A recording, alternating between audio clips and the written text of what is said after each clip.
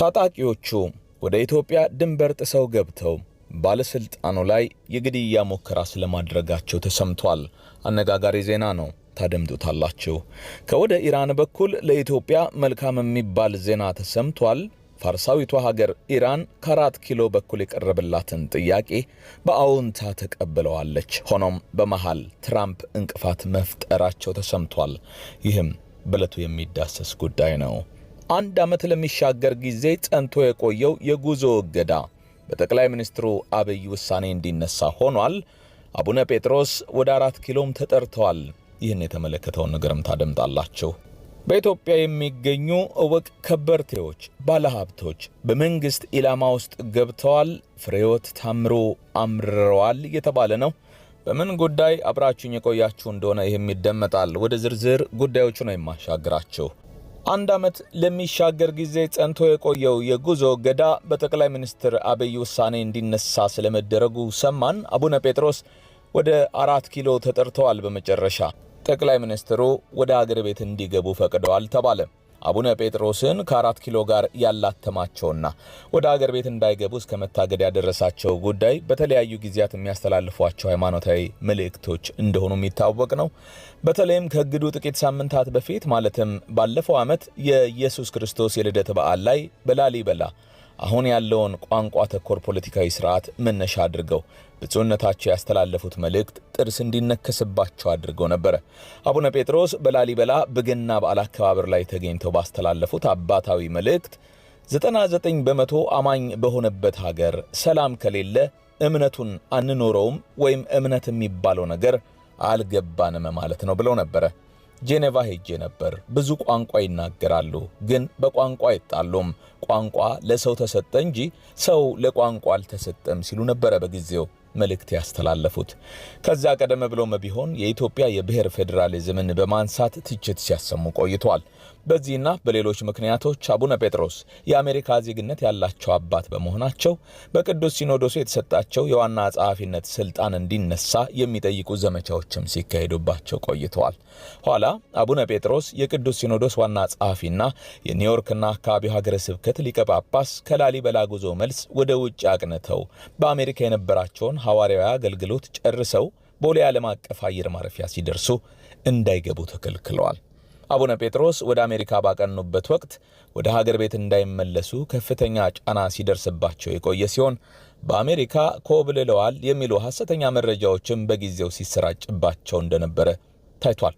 ሆኖም አቡነ ጴጥሮስ ወደ ሀገር ቤት በአውሮፕላን በረራ ሲመለሱና ቦሌ ኤርፖርት ላይ ሲደርሱ ከበላይ አካል በመጣ ትዕዛዝ አገር ቤት መግባት እንደማይችሉ ተነገራቸው። በወቅቱ ብፁዕነታቸው ወደ አሜሪካ ከመመለሳቸው በፊት የሚመለከተው የመንግስት አካል የቤተ ክርስቲያናችን ከፍተኛ የሥራ ኃላፊና የቅዱስ ሲኖዶስ ዋና ጸሐፊ መሆናቸውን ከግምት ውስጥ በማስገባት ወደ ሀገር እንዲገቡ እንዲፈቅድላቸው እንዲደረግ ቤተ ክርስቲያኗ ጥሪ ብታቀርብም ብፁዕነታቸው ወደ መጡበት ለመመለስ ተገደው ነበር። በዚህም ከመንግስት ጋር በተፈጠረው ውዝግብም ብፁዕ አቡነ ጴጥሮስ በኢትዮጵያ ኦርቶዶክስ ተዋሕዶ ቤተክርስቲያን በዓመት 2 ጊዜያት ከሚካሄዱት የቅዱስ ሲኖዶስ ምልአተ ጉባኤያት አንዱ ያምናውን የግንቦት 2016 ዓ.ም የርክበ ካህናት ቅዱስ ሲኖዶስ ምልአተ ጉባኤን ሳይካፈሉ ቀርተዋል። ሆኖም ብፁዕነታቸው እገዳው ስለተነሳላቸው በዘንድሮው የግንቦት ጉባኤ ላይ ይገኛሉ ተብሎ ነው የሚጠበቀው። ለዚህ ደግሞ ባለፈው ዓመት የአቡነ ጴጥሮስን እግድ አስመልክቶ በቤተ ክርስቲያኒቱ ኮሚቴ ተዋቅሮ ይኸው ኮሚቴም ከመንግስት ጋር ተፈጥሯል የተባለውን አለመግባባት ፈትቶ አቡነ ጴጥሮስ ወደ ሀገር እንዲመለሱ ለማድረግ ብርቱ ጥረት ሲያከናውን እንደቆየ ነው የተነገረው። በመጨረሻም ይህ ጥረት ተሳክቶ በመንግስት በኩል አቡነ ጴጥሮስ ወደ ሀገር ቤት እንዲገቡ ተፈቅዶላቸዋል። በቅዱስ ሲኖዶሱ መንግስትን እንዲያናግሩ በተወከሉ አባቶች በኩል በተካሄደው ውይይት ከመንግስት ጋር በተደረገው ስምምነት መሰረት 3ቱ ብፁዓን አባቶች ማለትም አቡነ ጴጥሮስ፣ ብፁዕ አቡነ ቴዎፍሎስ እንደዚሁም ብፁዕ አቡነ ያዕቆብ ወደ ሀገር እንዲገቡ የተፈቀደ ሲሆን ለሲኖዶሱ የስብሰባ ጥሪ ደብዳቤ እስከ ሰኞ ተጽፎ እንደሚደርሳቸውም ይጠበቃል። በመንግስት ኮሚኒኬሽን በኩል ትላንቱን በወጣ መግለጫ ተፈጥሮ የነበሩ ችግሮችን በሆደ ሰፊነት ለማለፍ መንግስት ወስኗል። በዚህም 3ቱ ብፁዓን አባቶች በመጪው ግንቦት ወር በሚካሄደው የቅዱስ ሲኖዶሱ ስብሰባ ላይ እንዲሳተፉ አስፈላጊው ትብብር ሁሉ ይደረጋል ተብሏል። ይህ ስለሆነም አቡነ ጴጥሮስን ጨምሮ ሌሎች 2 ጳጳሳት 4 ኪሎ በሚገኘው በመንበረ ፓትርያርክ ጽሕፈት ቤት በመጪው ወር በሚካሄደው የቅዱስ ሲኖዶሱ ዓመታዊ ጉባኤ ላይ ይታደማሉ ተብሎ ይጠበቃል። ኢትዮጵያ ደቡብ ሱዳንን ከምትጎራበትባቸው ክልሎች አንዱ በሆነው ጋምቤላ ታጣቂዎች ድንበር ጥሰው በመግባት በከፈቱት ድንገተኛ ጥቃት አንድ ወረዳን ሙሉ ለሙሉ መቆጣጠራቸውን ሰማን። የወረዳው ዋና አስተዳዳሪም በጥይት ተመተው ቆስለዋል። ጥቃቱ የተሰነዘረበት ላሬ ወረዳ ውስጥ የሚገኝ ቢልኩን የተባለ አካባቢ በታጣቂዎች ቁጥጥር ስር መዋሉን ቢቢሲ ነው በዘገባው ያመለከተው። ታጣቂዎቹ ተቆጣጥረውታል የተባለው አካባቢ ነዋሪዎች ወደ ሌላ ከተማ እንደሸሹም ተገልጿል። ኢትዮጵያ ጎረቤት ሀገር ደቡብ ሱዳንን ከምትጎራበትባቸው ክልሎች አንዱ በሆነው ጋምቤላ ታጣቂዎች ጥቃት መፈጸም የጀመሩት ከትላንትና በስቲያ እንደሆነና አንድ የላሬ ወረዳ ኃላፊ እንደተናገሩትም የኢትዮጵያን ድንበር አቋርጠው የገቡት ከደቡብ ሱዳን መንግስት ጋር ግጭት ውስጥ ያሉት የሱዳን ህዝቦች ነጻነት እንቅስቃሴ ታጣቂዎች መሆናቸውንም ነግረውናል። ታጣቂዎቹ የገቡት የኑዌር ብሔረሰብ ዞን ላሬ ወረዳ ስር በምትገኘው የድንበር አካባቢዋ ፓጋግ ቀበሌ እንደሆነ ነው የተገለጸው። የላሬ ወረዳ ኃላፊ ከሀገሪቱ መንግስት ጋር ግጭት ውስጥ ያሉት ታጣቂዎች ድንበሩን አቋርጠው የገቡት ተኩስ ሲከፈትባቸው ሸሽተው እንደሆነም ተናግረዋል። ታጣቂዎቹ የራሳቸውን ድንበር ዘለው ወደኛ ድንበር ነው የገቡት፣ የኢትዮጵያ ባንዲራ ጭምር ነው የወሰዱት። እስከ ትላንትና ድረስ ያገኘነው መረጃ በእኛ ድንበር ውስጥ እንዳሉ ነው። የታጣቂዎቹን እንቅስቃሴ ተከትሎ ህዝቡን ለማረጋጋትና ድንበሩን ለመመልከት ወደ አካባቢው የተጓዙት የላሬ ወረዳ ዋና አስተዳዳሪ አቶ ቶክ ሞንግ በተከፈተባቸው ጥቃት እንደቆሰሉም ተነግሯል። የወረዳ ዋና አስተዳዳሪው በጋምቤላ ከተማ የመጀመሪያ ደረጃ ሆስፒታል በሕክምና ላይ እንደሚገኙም የክልሉ ፖሊስ ኮሚሽን ባወጣው መግለጫ አመላክቷል። የጋምቤላ ክልል ፖሊስ ኮሚሽን ባወጣው መረጃ ላይ የላሬ ወረዳ ፖሊስ ከዞኑና ከክልሉ ፖሊስ እንደዚሁም ከሚመለከታቸው የፌዴራል የጸጥታ አካላት ጋር በመተባበር ሁኔታውን በቅርበት በማጣራት ላይ እንደሚገኝ ነው የገለጸው። አቶ ቶክ ሰውነታቸው ውስጥ የገባው ጥይት ባይወጣም በዚህ ሰዓት በጥሩ ሁኔታ ላይ እንደሚገኙ ነው የወረዳው ኃላፊ የገለጹት። ከወረዳው አስተዳዳሪ ውጪ ጥቃት የደረሰባቸው ሰዎች እንደሌሉ የሚናገሩት ኃላፊው የአካባቢው ታጣቂዎችና ፖሊስ የምላሽ ተኩስ ከመክፈት መቆጠባቸውንም ጠቅሰዋል። በአካባቢው የነበሩ የጸጥታ ኃይሎች ተኩስ ቢከፍቱ ኖሮ ብዙ ጉዳት ይደርስ ነበረ ሲሉም እርምጃ ያልተወሰደበትን ምክንያት አስረድተዋል። ከአካባቢው የሸሹ ነዋሪዎች ወደ ወረዳው ዋና ከተማ ኮርገንግ እየገቡ ስለመሆኑም አክለዋል። ታጣቂዎቹ በፓጋግ ቀበሌ ውስጥ የሚገኘውና የድንበር አካባቢ የሆነውን ብልኩን የተባለ መንደር ሙሉ በሙሉ እንደተቆጣጠሩት ኃላፊ የተናገሩ ሲሆን የክልሉና የዞኑ መንግስት እንደዚሁም የጸጥታና የብልጽግና ፓርቲ አመራሮች የተፈናቀሉ ሰዎችን ለመጎብኘት ወደ ኮርገንግ ከተማ መጓዛቸውንም ምንጩ ተናግረዋል። በሌላ ዜና ኢራን ለ4 ኪሎ የምስራች ልካለች። ትራምፕ ያልታሰበ እንቅፋትን ፈጥረዋል።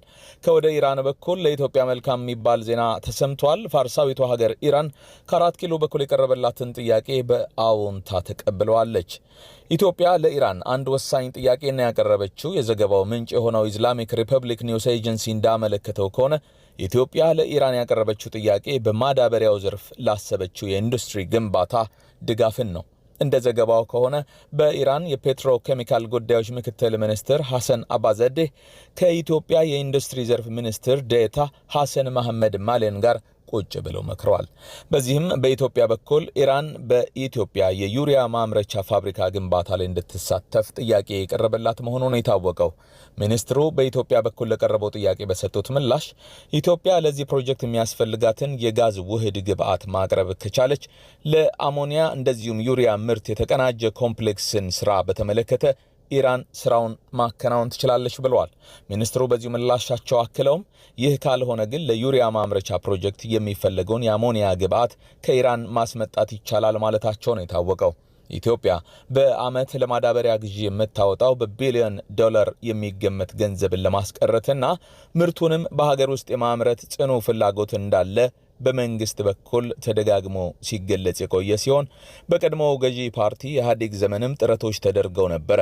አንዳቸውም ጥረቶች ፍሬ ሳያፈሩ በዛው የቀሩ ቢሆንም ሰሞኑን መረጃውን እንዳሰራጨው እንደ ኢስላሚክ ሪፐብሊክ ኒውስ ኤጀንሲ ከሆነ በኢራን የፔትሮኬሚካል ጉዳዮች ምክትል ሚኒስትሩ ሐሰን አባዛዴ ኢራን ከኢትዮጵያ ጋር ለመስራት ፈቃደኛ ስለመሆኗ ተናግረዋል። በዚሁ ዙሪያ የኢትዮጵያ መንግስት በዘርፉ አብረው በትብብር የሚሰሩና መዋለ ንዋያቸውን የሚያፈሱ ባለሀብቶችን ጭምር እያፈላለገም ይመስላል።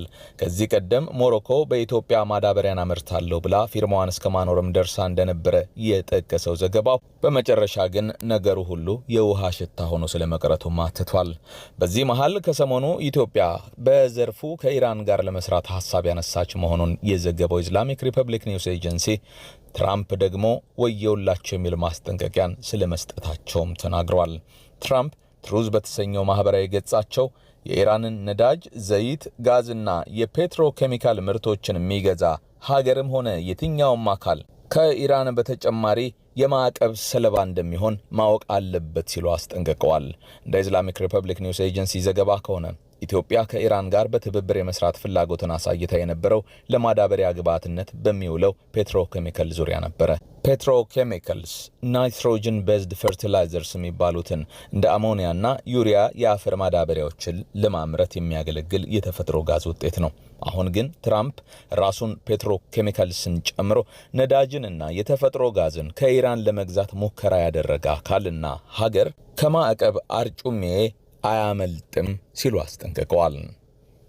በኢትዮጵያ የሚገኙ እውቅ ከበርቴዎች በመንግስት ኢላማ ውስጥ ገብተዋል። ባለሀብቶቹና እነርሱ የሚዘውሯቸው ተቋማትም ለአንድ ብርቱ ጉዳይ በፍሬሕይወት ታምሩ በኩል ትኩረት ተደርጎባቸዋል። በቢሊዮን የሚቆጠር የህዝብ ገንዘብ ለወራት አግተው ያቆዩትና ያልተሳካ አፈጻጸም አሳይተዋል በሚል እየተወቀሱ ያሉት የኢትዮ ቴሌኮም ዋና ስራ አስፈጻሚ ፍሬሕይወት ታምሩ በባለሀብቶች ላይ ማነጣጠራቸው ነው የተሰማው። ፍሬሕይወት ሳይሳካ ከቀረው የኢትዮ ቴሌኮም የአክሲዮን ሽያጭ በኋላ ተስፋቸውን በሀገሪቱ ባለሀብቶች ላይ አድርገዋል። መንግስታዊ የቴሌኮም አገልግሎት አቅራቢ ኢትዮ ቴሌኮም በመጀመሪያ ዙር እያንዳንዳቸው 300 ብር ዋጋ ያላቸውን 100 ሚሊዮን መደበኛ አክሲዮኖች ከህዳር ወር ጀምሮ ማቅረቡ ይታወሳል። ሆኖም ተቋሙ እስካሁን ባለው ሂደት የ10 በመቶ ድርሻውን ለሽያጭ አቅርቦ ማለትም የ30 ቢሊዮን ብር አክሲዮን ለመሸጥ አስቦ ያሳካው የ3.2 ቢሊዮን ብር ብቻ ነው። ኢትዮ ቴሌኮም በመጀመሪያው ምዕራፍ በመደበኛ አክሲዮን ሽያጭ 100 ሚሊዮን ሼር ለደንበኞቹ ለመሸጥ ወደ ገበያ አውጥቶ ነበር። ይህ 100 ሚሊዮን ሼር በገንዘብ ሲሰላ 30 ቢሊዮን ብር የተተመነ ሲሆን ከዛ ውስጥ ነው 3.2 ቢሊዮን ብር የሚያህለው ብቻ የተሸጠው። ይህ ደካማ አፈጻጸም በምጣኔ ሀብት አዋቂዎች ዘንድ ጭምር ቴሌንና ፍሬሕይወትን ያስተቻቸው ነው። ቴሌ በአግባቡ የአክሲዮን ሽያጭ መረጃዎችን አለማቅረቡ፣ ከዚህ በተጨማሪም አክሲዮኖቹ የተሸጡበትን ሂሳብና ያላቸውን ትክክለኛ ዋጋም በሚመለከት ውድ በመሆኑ የገዢዎችን ፍላጎት እንዳወረደው ተነግሯል። ከዚህ በተጨማሪ መንግስት እየተከተለ ባለው ጥብቅ የገንዘብ ፖሊሲ ምክንያት በሰው እጅ ውስጥ በቂ የሆነ ጥሬ ገንዘብ የሚገኝ አለመሆኑ ሌላኛው ምክንያት ሆኖ ነው የተጠቀሰው። የሆነው ሆኖ በዚህ ያህል መጠን የቴሌ አክሲዮን ግዢው ይወርዳል ተብሎ የጠበቀ ማንም አልነበረም። እናም አሁን በመጀመሪያ ዙር ያልተሳካውን የአክሲዮን ሽያጭ ፍሬሕይወት ታምሩ አሁን በሁለተኛ ዙር በስኬት እደመደመዋለሁ ብለው ተነስተዋል። ኢትዮ ቴሌኮም የአክሲዮን ሽያጩን በድጋሚ ለህዝብ የሚያቀርብ ሲሆን እነ ፍሬሕይወት ግን ያተኮሩት ባለሀብቶች ላይ ነው እየተባለ ነው። የሀገሪቱ እውቅ ባለሀብቶችና ትልልቅ ተቋማት የቴሌና አክሲዮን በስፋት ይገዛሉ የሚል እምነት ይዘው የተነሱት ፍሬሕይወት ከዚህ ጠቀም ያለ በቢሊዮን የሚቆጠር ገንዘብ ከአክሲዮን ሽያጭ ለማሰባሰብ ስለማቀዳቸውም ጠቅሶ የዘገበው ፎርቹን ነው። ምናልባት በመጀመሪያው ዙር የታየው መቀዛቀዝ ተጽዕኖ ካልፈጠረ በስተቀር የተሻለ የገንዘብ አቅም አላቸው ተብሎ የሚታሰቡት ባለሀብቶች በቀጣዩ የአክሲዮን ሽያጭ ፍሬሕይወትን የሚያስደስት ተሳትፎ ያደርጋሉ ተብሎ ነው የሚጠበቀው። በመጀመሪያው ዙር ለህዝብ ብቻ ክፍት በሆነው የአክሲዮን ሽያጭ በቂ ገንዘብ ባይገኝም አሁን ቀጥሎ ይፋ በሚሆነው ሽያጭ የሀገሪቱን እውቅ ባለሀብቶችና የግሉ ዘርፍ የቢዝነስ ተቋማት በማሳተፍ ቴሌ በስፋት አክሲዮኑን ለመሸጥ እንዳሰበ ፎርቹን በዘገባው ጠቁሟል።